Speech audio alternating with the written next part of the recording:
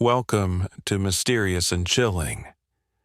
Tonight, I have a story that will take you into the dark corners of an old house where the line between the living and the trapped grows thinner than you could ever imagine. Keep your lights on and listen closely. The shadows in this tale are watching, and the air around you might feel colder with every word. There was a boy who lived in a house at the edge of a small town. It was an old house, with walls that creaked as if speaking in a language only they knew, and floors that groaned under the weight of years of secrets.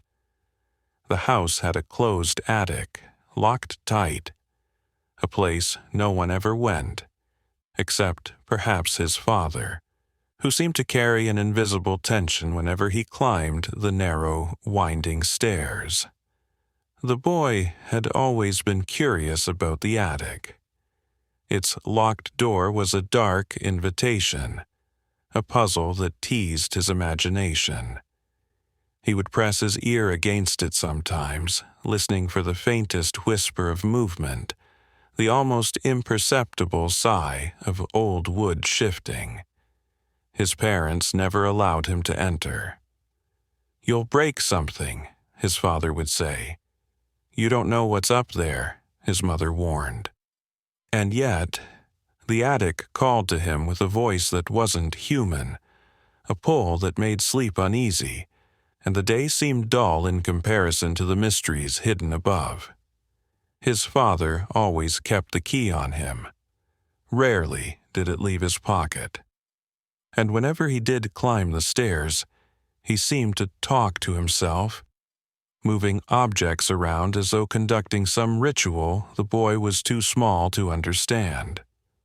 That was enough to feed the boy's imagination, turning shadows in the hallway into figures with eyes, turning the dull scrape of furniture into whispers that promised secrets.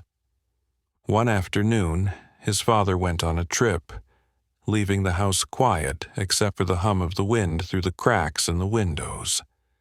His mother, who usually hid the key in a place he could never guess, had gone out as well. The boy watched her, careful, noting exactly where the key rested when she was busy with the laundry. The moment the house was silent, he crept to the hiding place, snatched the key and tiptoed to the attic door. The key turned with a click that sounded louder than it should, and the door opened with a slow, reluctant groan. Darkness enveloped him like a heavy curtain, and the smell of dust, old wood, and something else, something faintly metallic, rose to meet him. He fumbled for a match, finding a candle in an old brass holder. The flame flickered, casting long, trembling shadows on the walls. And then, from the darkness above, came a voice. "Here," it said, soft and yet demanding, as if it had waited years for him to hear it. The boy froze. "Who's there?" he whispered. "Move the wardrobe," the voice said. Every shadow in the attic seemed to lean closer as he approached the old furniture, heavy and unwilling. His small hands pushed with effort, the wood scraping against the floor with an agonizing shriek. And then he saw it. A large mirror, framed in blackened wood, standing tall against the wall, almost blending into the gloom. But within its glass, it was darker still, an abyss that swallowed the candlelight whole. There was something alive in the reflection, a shape that moved in ways the boy couldn't follow with his eyes. "I am your great-grandfather," the voice said, echoing from the glass itself. "Your father's father trapped me here." The boy's heart thumped, fast enough to feel it in his throat. "Trapped in a mirror?" he asked, disbelief cracking his voice. "Yes," the reflection replied. "They were afraid of me. But you do not fear, do you?" "No," said the boy, though the truth was his blood ran cold, his hands shaking. A silence fell over the attic, pressing in from all sides. The boy edged closer, trying to see, to make sense of the darkness in the mirror. The reflection twisted, shifting, and for a moment it seemed the figure inside leaned forward, reaching out, though no hand could exist in that liquid shadow. As he stretched out his own hand, a force grabbed it, pulling, strong and relentless. Panic surged through him. "Let go!" he screamed. But the voice only chuckled, low and terrible, the sound rattling the walls and the boy's very bones. His arm was being drawn into the glass, the candlelight quivering and shrinking as the dark consumed it. Desperation lent him strength. He swung the brass candle holder, smashing the glass. A scream, half of it his own, half of it something older, something eternal, filled the attic. The mirror cracked, but the grip didn't completely release. Pain lanced through his arm. He tore away and fell to the floor, shaking, his arm trapped in the fractured glass. Outside, the wind howled as if the house itself were mourning or warning. The boy's mind spun with terror, yet even as he fell back, tears in his eyes, he could not look away from the mirror.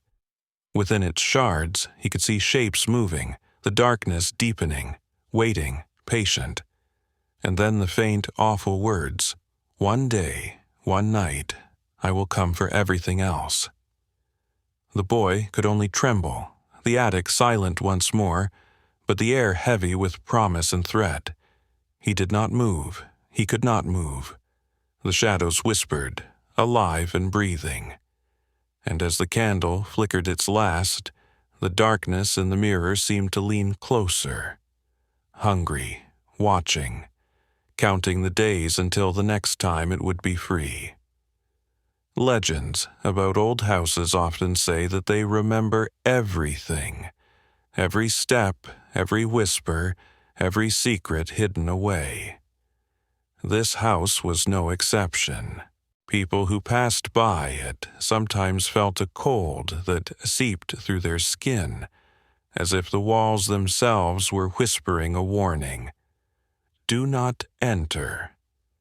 At night, the faint flicker of candlelight would reflect in the dusty windows, forming shapes that should never exist in the world of the living. And the boy? He remained, trembling at the edge of the attic doorway, the memory of the mirror burning into his mind. Every creak of the floorboards, every shadow stretching along the walls, reminded him that some things, once seen, are never forgotten.